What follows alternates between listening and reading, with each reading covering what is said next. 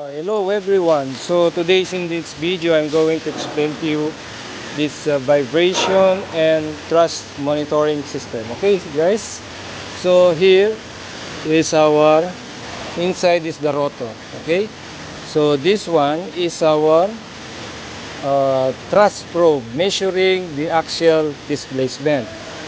So it's connected here. Okay, so we have two probes, A and B. Okay, this is for the thrust axial displacement measurement. Okay, and about here inside we have the vibration probe. We have also two vibration probes here.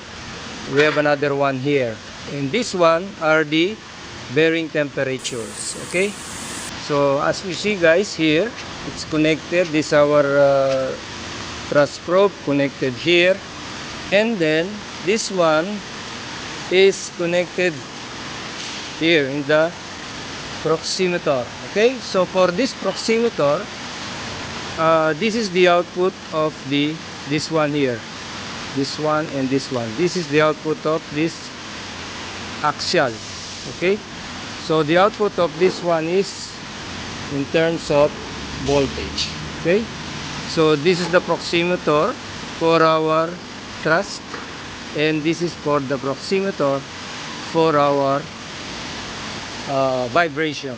Okay guys, so this is an example of an axial displacement monitoring system and vibration monitoring system. Okay, so there you go guys. Okay, thank you for watching. Please like and subscribe. If you have any question guys, just leave a comment.